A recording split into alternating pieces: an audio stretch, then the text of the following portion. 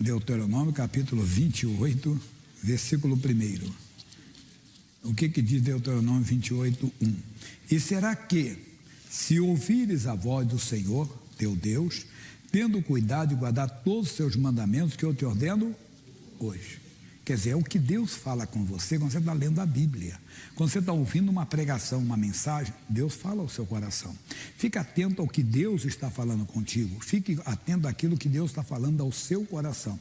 Por que eu citei isso? Nós vamos para o Salmo 91. Quem não conhece o Salmo 91, não é verdade? Salmo 91, versículo 1. Ele diz assim: aquele que habita no esconderijo do Altíssimo, à sombra do Onipotente descansará. Nós aprendemos que habitar no esconderijo do Altíssimo é aquela pessoa que todo dia tem comunhão com Deus. Porque às vezes a pessoa está doente, ela vem para a igreja. Ela está doente, ela faz uma oração. Ela está doente, ela lê a Bíblia. Mas depois que passa aquele momento, ela não vai mais à igreja, ela já não ora, ainda bem. Mas por quê? Porque ela não está necessitando de Deus. Então, ela não está habitando, ela visita o esconderijo do Altíssimo. Isso acontece muito. O Davi fez uma oração no Salmo 27, 4. Tudo bem conhecido. Ele diz: uma coisa pedi ao Senhor e a buscarei, que possa morar na casa do Senhor quando? Todos os dias da minha vida, para contemplar a formosura do Senhor e aprender no seu tempo. Davi queria comunhão todos os dias, não de vez em quando não, todo dia queria ter comunhão. Isso é muito importante. Então você todo dia ter comunhão com Deus. Peguei uma frase de Billy Graham, que o pessoal coloca na internet, e o Billy Graham falou assim: o sol nasceu para todos, mas a sombra do Onipotente é só para quem entra no esconderijo do Altíssimo. Quer dizer, a pessoa que tem segurança, confiança em Deus, não são todos. É aquela pessoa que todo dia tem comunhão com Deus. Porque quando tem uma adversidade, quando tem um momento difícil na vida dela, ela tem segurança, ela tem confiança em Deus, ela está ligada com Deus. O versículo 8 diz assim: somente com teus olhos olharás e verás a recompensa dos ímpios. Aí nós trouxemos aqui vários casos de pessoas que aprenderam a olhar com os olhos delas. O caso da mulher que tinha uma hemorragia. Durante 12 anos ela sofreu com fluxo de sangue. E essa mulher, a Bíblia nos conta que ela ouviu falar de Jesus. O que ela ouviu falar de Jesus? Certamente que Jesus curava. A Igreja de Cristo tem falhado. Nós não falamos como nós deveríamos de falar. Mas uma coisa me chamou a atenção. Jesus disse que se nós nos calarmos, até as pedras clamarão. O que é isso? Imagine que eu trabalho na mesma empresa que você, estou dando esse exemplo durante todo o dia. E eu estou com uma doença, um câncer, e você, meu colega de trabalho, nem sabe disso. Aí você conversando comigo, você assim: ô Jaime, o pessoal diz por aí que nessas igrejas evangélicas, Jesus cura até de câncer. Olha a pedra falando aí. Ele é duro para o evangelho, fechado, é insensível à voz de Deus, mas ele está falando. Quer dizer, imagine eu com um câncer. Você diz que num certo lugar se cura, mas que você não acredita, que para você é uma picaretagem, é um engano, não sei o quê. Mas imagine eu, que se eu não vou testar lá, se eu não vou tentar, então eu vou lá para ver se isso é verdade, se é picaretagem, não custa nada, já que eu estou com câncer mesmo, eu vou lá. Então as pedras clamarão. Ela ouviu, não sei se ouviu bem ou mal, mas ela, quando ouviu, nasceu nela uma convicção: se eu tão somente tocar nas suas vestes, sararei. Olha que você já ouviu isso várias vezes. Por que ela falou nas suas vestes? A pessoa com fluxo de sangue, ela estava na categoria dos imundos. Tinha pessoas que era coisa, vamos dizer assim, transitória. Você ia a um enterro, um velório, colocou a mão no defunto. Então você estava considerado imundo até o dia seguinte à tarde. Tinha uma que era permanente, leproso. Enquanto ele fosse leproso, ele estaria imundo. Ou a pessoa com fluxo de sangue. Enquanto houvesse o fluxo de sangue, a pessoa estava imunda. Então ela disse: eu não vou contaminá-lo. Eu não vou deixar ele ser imundo. Eu não vou tocar nele, eu vou tocar só nas suas vestes. Já pensou nisso? Como é que Deus vai falando conosco? Quer dizer, eu vou respeitar a lei deles. Vou respeitar a lei de Israel. Vou tocar só nas vestes dele. Aí ela foi e tocou. Quando ela tocou, ela sentiu a cura. Está curada daquele mal. Tipo, quem me tocou? Ela não podia, o medo dela. É se eles souberem que eu sou uma imunda, que estou aqui. Jesus insistiu. Ela então venceu toda aquela barreira e falou: sou eu, Senhor. Marcos 5, 33, 34. Olha o 33.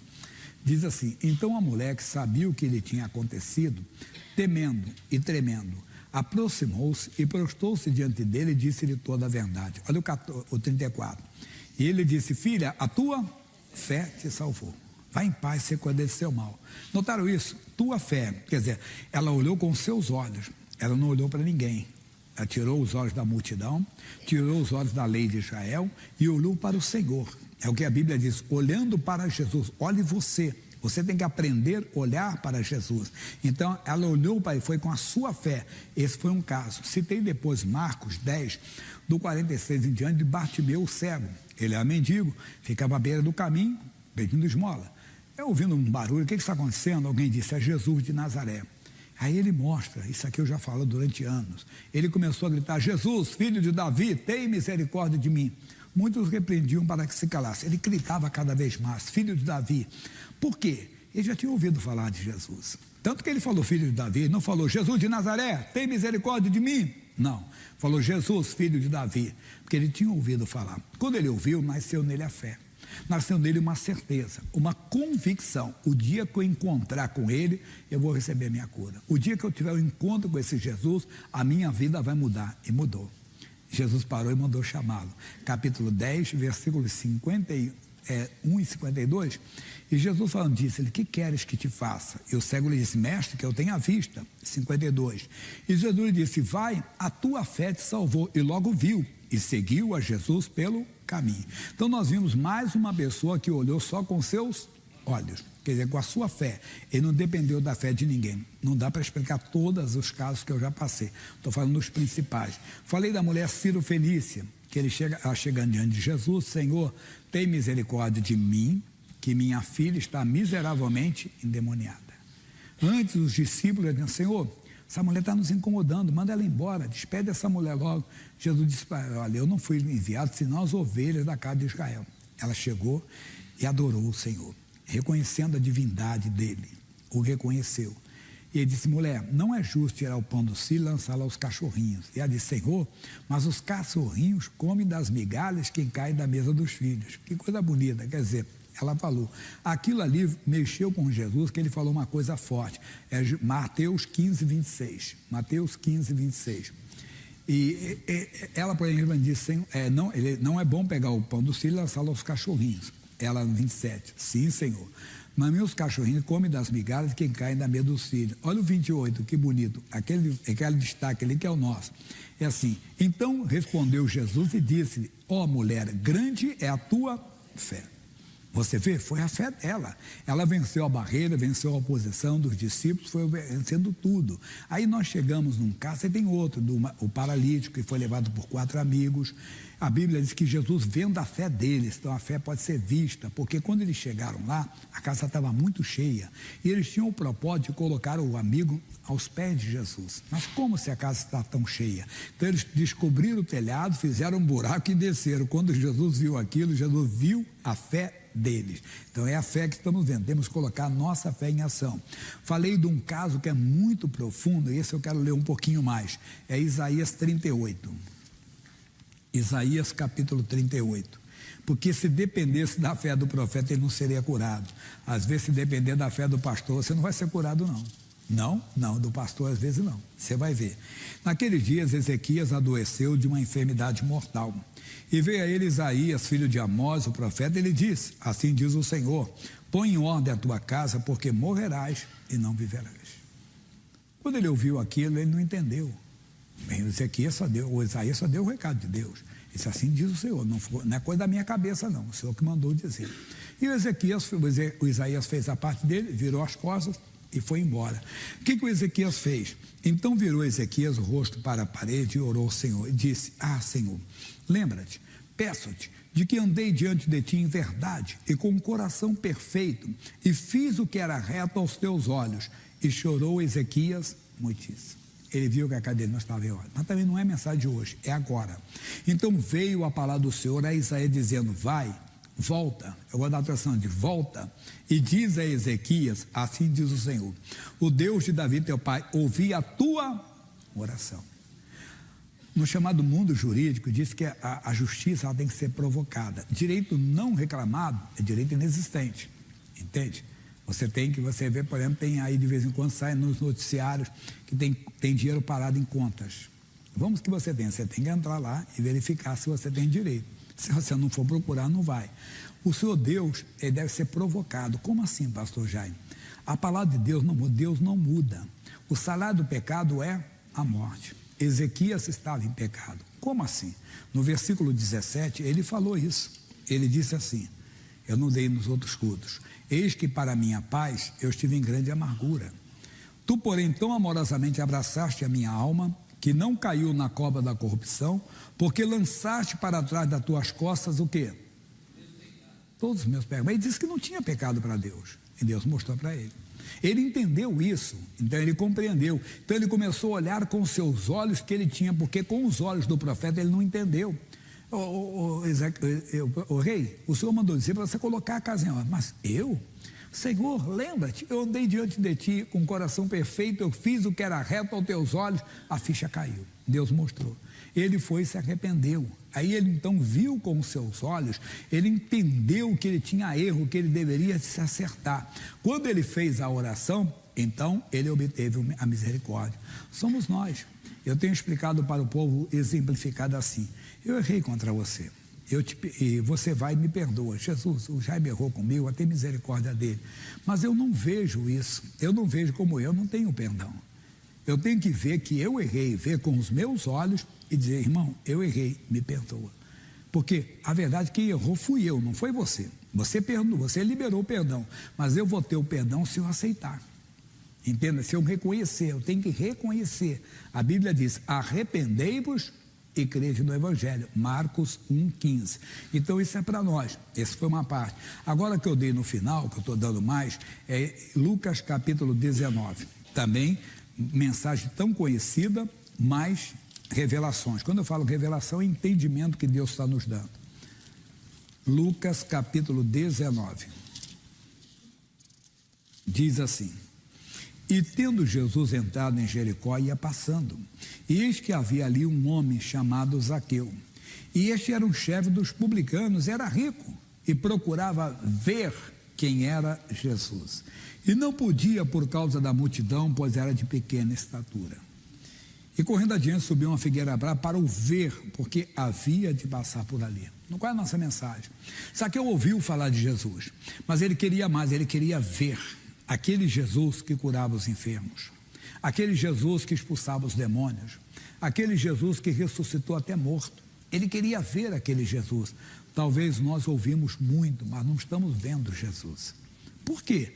Porque não estamos procurando o Senhor como deveríamos.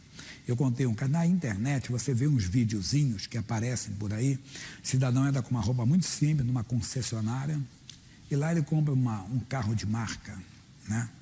Mas ele primeiro é desenhado, é preterido, entenda bem, deixado de lado, por causa do traje dele. E eu falei que isso aconteceu mesmo, isso é caso real, nem existia internet ainda nessa época. Irmão da igreja, ele trabalha com obras, é empreiteiro, entende? E ele tem várias obras. Ele dizia, pastor Jaime, aos sábados eu vou nas obras, só faço alguma revisão, tem algum pagamento para fazer, e eu faço assim, eu faço uma vistoria nas obras sábado de manhã. E eu passei na concessionária tal para buscar um carro novo, que tinha saído, carro possante, que já até hoje o pessoal está até fora de linha. Não vou falar o carro não, é marca de um relógio. O pessoal, alguns vão entender. E ele disse que ficou olhando aquele carro lá, bonito e tudo, e o vendedor olhou para ele e perguntou, e aí, como é que é esse carro? Ele olhou para mim e disse assim, olha, lá atrás tem uns carros mais simples, com preço melhor. Bom, amigo, eu te perguntei esse carro aqui. Aí nisso vinha chegando um casal, bem vestido. Ele me deixou de lado, como que ele falando sozinho, e foi atender o casal.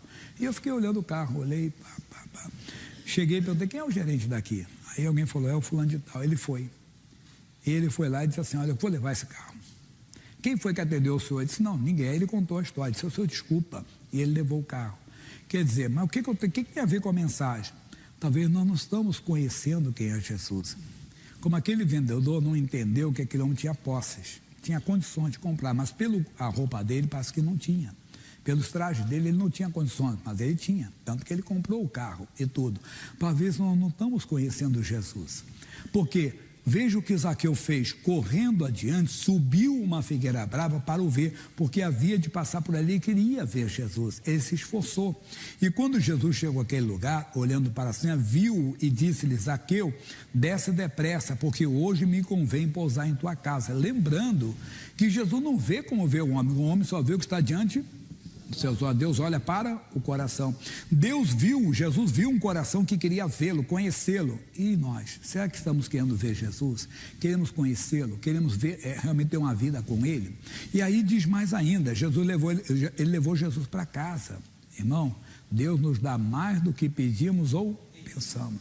Ele nunca poderia imaginar que aquele que curava os enfermos, que expulsava os demônios, que ressuscitava os mortos, que fazia maravilhas, aquele entraria na sua casa. E quando entrou na casa dele, mudou tudo. Ele disse: Senhor, se eu tenho defraudado alguém, eu vou restituir 4 vezes mais. Se eu dou metade dos meus bens aos pobres. E Jesus diz: hoje a salvação veio a essa casa. Segura essa palavra que Deus está dando. Olhe só com os seus olhos.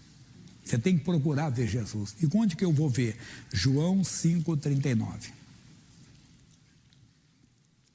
João 5,39. Trocou a Bíblia, eu estou com a Bíblia nova, tem que folhear um pouquinho mais.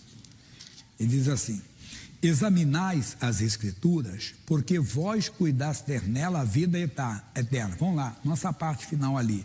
E são elas que de mim testificam. Você vai conhecer aqui Jesus, irmão. Vai conhecê-lo, você vai ver Jesus em ação, você vai trazer esse Jesus para a sua casa, para a sua realidade, para o seu dia a dia. Quando você examinar as Escrituras, perder tempo no bom sentido para ler a Bíblia, prestar atenção numa pregação, quando um homem de Deus, uma mulher de Deus está pregando, mas eu digo você mesmo, lendo a Bíblia, Deus falará ao seu coração.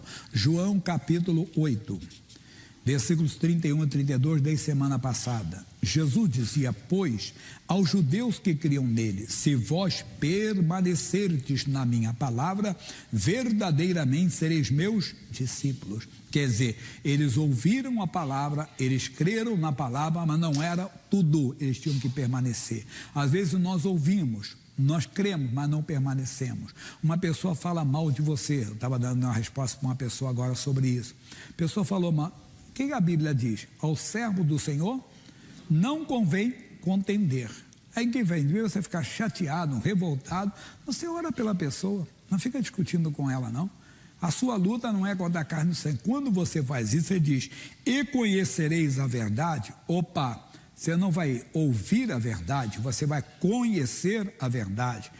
Zaqueu ouviu falar de Jesus, mas ele passou a conhecer a Jesus, que levou salvação para a sua casa. Você vai conhecer Jesus, que cura as enfermidades, que liberta de opressão, que leva a salvação para todos. Você vai conhecê-lo, ele vai ser real na sua vida. Ele não vai ser uma figura inacessível, não. Você vai andar com ele, você vai caminhar com ele, você vai conhecê-lo, a ação dele. Como? As operações dele serão reais. Você sabe que foi ele que operou, você entende que foi a manifestação dele na sua vida.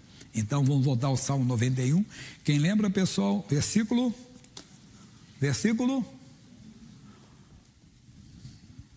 capítulo 91 de Salmos, versículo 8. Você está pensando que esqueceu? Não, eu tenho cola aqui pode ter cola. Aqui não tem problema de ter cola. Ele diz: somente com teus olhos olharás. Olhe com teus olhos. A tua fé te salvou, a tua fé te levará muito longe. A tua fé levará salvação para a sua casa, como Zaqueu levou. A sua fé levará você a ver coisas impossíveis de acontecer, mas elas acontecerão, porque ele é o Deus do impossível. Amém? Salmo 108 agora, pessoal, a segunda parte, também grandes revelações, hein? Olha aí. Preparado está o meu coração. Será que o seu está? Preparado está o meu coração. E às vezes o nosso coração não está preparado para as lutas, para os momentos difíceis. Eu contei de Abrão. Abrão ainda era Abrão antes de ser Abraão. Ele recebe notícia que o parente dele estava nas mãos do inimigo. Aí está lá em Gênesis 14. Ele não ficou murmurando, reclamando não. Sabe o que ele fez? Ele diz assim: olha, ouvindo pois Abrão que o seu irmão estava preso, armou seus criados, nascidos em sua casa, 318, e os perseguiu até Dan. Aí eu trouxe a tradução contemporânea, que ela fala assim, uma diferença só. Quando Abrão ouviu que o seu parente fora levado cativo, né? mandou convocar os 318 homens treinados. Quer dizer, Abraão estava preparado para dias de adversidade, treinava homens para isso. Nós temos que preparar o nosso coração. Porque Jesus disse, olha, eu tenho-vos dito isso para que em mim tenhas paz. No mundo tem aflições.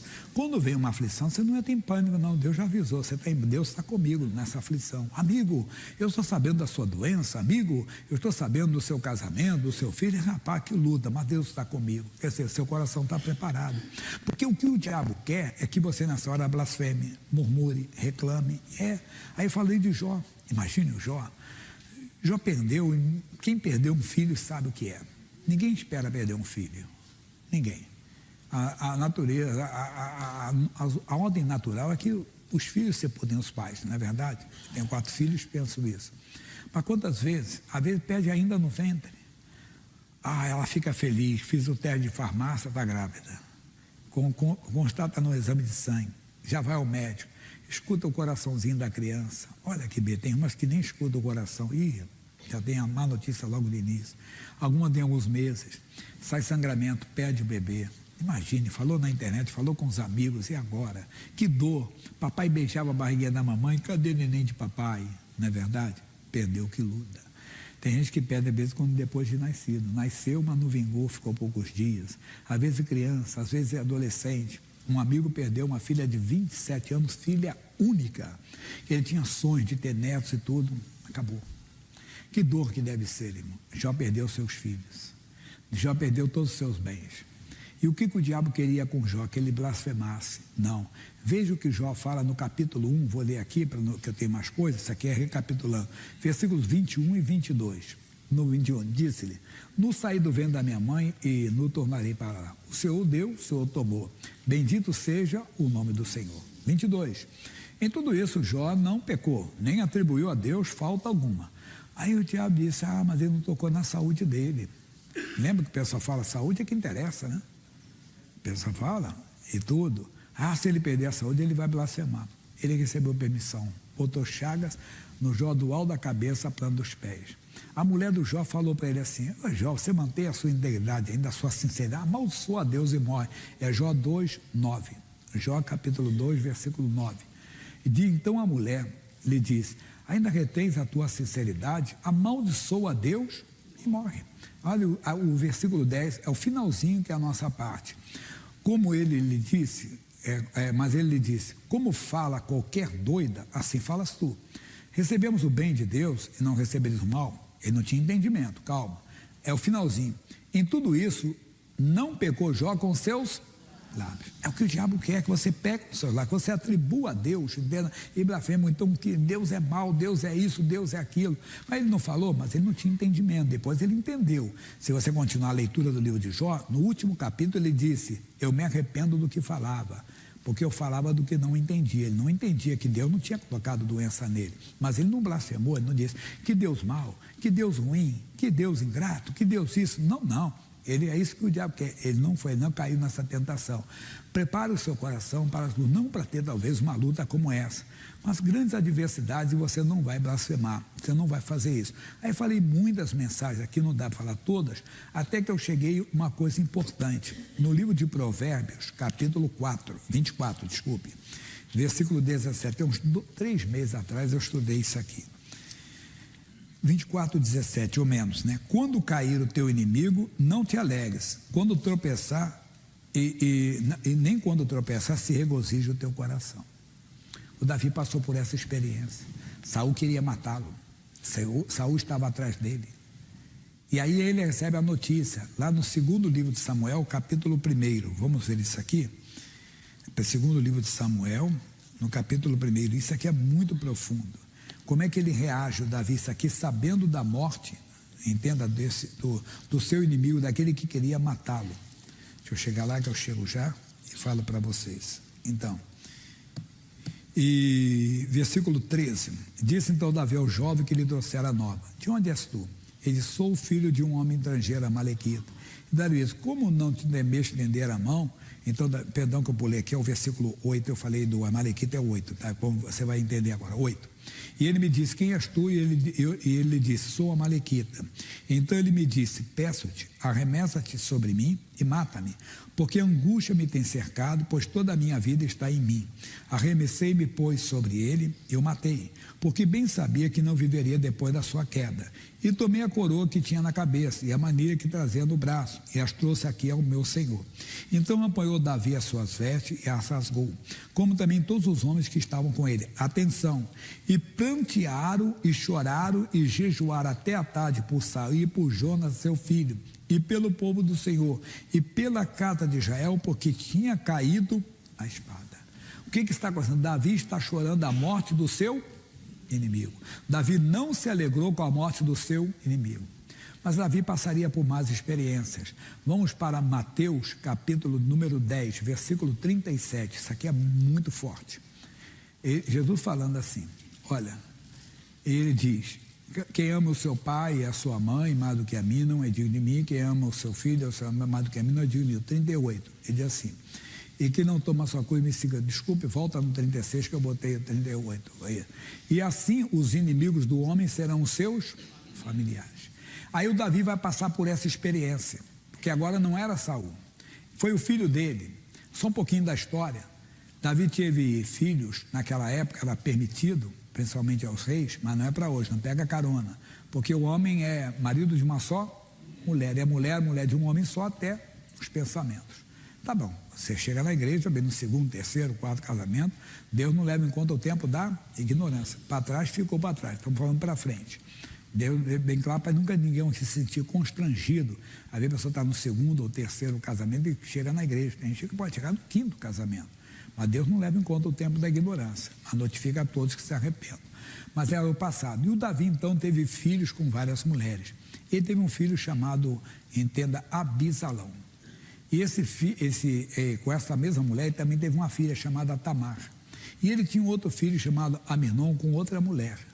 E esse filho, chamado Aminon, se apaixonou pela sua própria irmã por parte do pai. E que queria tê-la como sua mulher. Ele disse, mas por que não pede ao rei? O rei não vai me dar, entenda.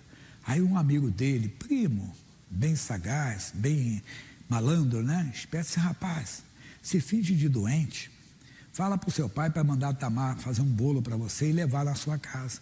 E assim ele fez. Chegou lá, ele forçou a moça, coitada, e teve ela como mulher. Depois sentiu até noite, mas a vergonha foi para aquela moça. E aquilo chegou no ouvido do irmão. E o irmão esperou a atitude do pai, o pai não fez. E o que ele fez? Ele se vingou. Ele mesmo matou o seu irmão. Preparou uma festa, mandou todos irem e acabou matando o seu irmão. Fugiu para a terra do seu avô, da sua mãe, que não era de Israel. Lá ele começou então a ser contaminado. O rei então, depois sentindo saudade do filho, mandou chamá-lo. E mandou, mas disse, você fica, não quero ver o seu rosto, fica longe de mim. Tá bom. E é um erro nosso. Às vezes perdoamos, nós deixamos a pessoa distante e não levamos a pessoa a uma restauração. E esse homem começou então a ir para a porta do palácio. Quando alguém entrar, qual é a sua causa? Boa a sua causa, hein? Mas eu não sou rei. Se eu fosse rei, e ele foi conquistando o coração do povo. No segundo livro de Samuel, vamos passar um pouquinho agora, capítulo 15, versículo 13, diz assim, então veio um mensageiro a Davi dizendo, o coração de cada um em Israel segue Abisalão. Disse, pois, o Davi a todos os seus servos que estavam com ele em Jerusalém, levantai-vos e fujamos, porque não poderíamos escapar diante de Abisalão. Dai-vos pressa a caminhar, que porventura não se apresse ele e nos alcance e lance sobre nós algum mal. Parece que ele estava com medo só dele mesmo ser atingido. Não. E fira a cidade a fio de espada. Davi preferiu fugir do que enfrentar seu próprio filho e não colocar a cidade em perigo. Mas os homens de Davi continuaram a guerrear, até que a guerra se levantou feia contra esse homem. E ele passando montado num jumento, ele foi e ficou preso num galho. Joabe foi e o matou. Joabe era o comandante do exército de Davi.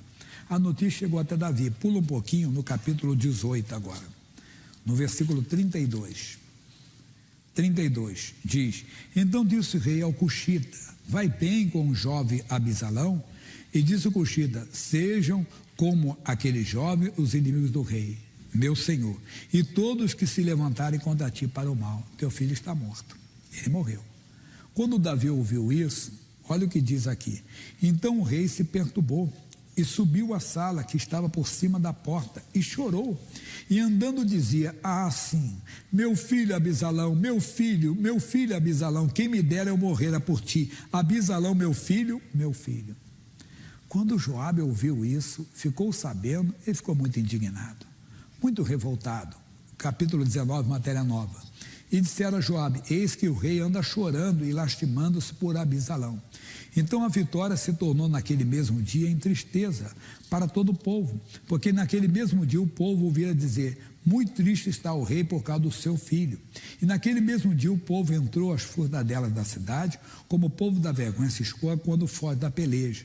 Estava, pois, o rei com o rosto coberto e ele gritava a alta voz: meu filho Abisalão, Abisalão, meu filho, meu filho. Então entrou Joabe ao rei em casa e disse: hoje envergonhaste a face de todos os seus servos, que livraram hoje a tua vida e a vida de teus filhos e de tuas filhas, e a vida de tuas mulheres e da vida de tuas concubinas, amando tu ao homem que te aborrece e aborrecendo aos que te amam, porque hoje dás a entender que nada valem para contigo capitães e servos, porque entendendo hoje, se Abisalão vivesse e todos nós hoje fôssemos mortos, então bem te parecerá aos teus olhos. Ele não estava entendendo.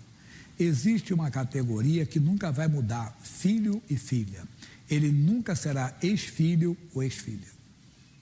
Não tem ex-pai ou ex-mãe. Não tem. E o Davi guardou isso no coração para ele. Era filho dele, foi seu inimigo, mas se ele chorou por Saul, como é que ele não ia chorar pelo seu próprio filho? Qual é a nossa lição? Nosso coração não pode ser tomado pela felicidade de ver a morte de alguém que é contra nós. Nosso coração tem que ser guardado. Vamos voltar lá em Provérbios 24, versículo 17, que eu li para vocês. E o que disse Provérbios capítulo 24, versículo 17? Quando cair o teu inimigo, não te alegres, nem quando tropeçar se regozije o teu coração, para que o Senhor isso não veja. Lembrando que Deus não vê como vê o homem, Deus olha para o coração. Por isso Davi foi chamado um homem segundo coração de Deus. Você entende agora? E ele diz assim: para que o Senhor não veja isso e seja mau aos seus olhos e desvie dele a sua ira. Cuidado. Então guarde o teu coração, prepare o seu coração para tudo. O que nós vimos? Para lutas, adversidade, está enfrentando uma luta, tudo posso naquele que me fortalece. Amigo, que luta da sua doença, mas Deus está comigo para mudar. Por quê? Porque eu habito no esconderijo do Altíssimo, porque a sombra do Onipotente eu descanso. E aí você prepara o seu coração, que eu não entrei nessa parte ainda, que poderemos entrar mais na frente, até para as vitórias, para as conquistas. Rapaz, você canta bem, fala para uma moça dessa, ou não sei o que, modéstia à parte. Não, a bondade e a misericórdia me seguem todos os dias da minha vida. Você está sempre com Deus no coração, você está sempre ligado com Deus. Essa é a palavra. Prepare o seu coração para tudo, para as lutas, para os elogios, entenda bem, e para esses momentos onde você será ferido, onde você será machucado, e às vezes os inimigos serão os próprios familiares. Às vezes é um filho que pega ódio do pai, mas você não vai odiar seu filho. Entenda, às vezes é o contrário, mas você não vai odiar seu pai, porque você conhece a Deus, você guarda o seu coração está preparado. Voltando e terminando agora, Salmo 108. Preparado está o meu coração, ó Deus, cantarei e salmodiarei com toda a minha alma. Despertai saltério e harpa, não desperte ira, não desperte ódio, não desperte revolta, não mostre que você tem um espírito ligado com Deus, com aquele que Davi tinha. Louvarei o Senhor quando? Todo o tempo. Seu louvor estará continuamente na minha boca. É isso que você tem que fazer, sempre guardar a palavra de Deus no seu coração. Aí sim você não vai pecar contra o Senhor. Amém?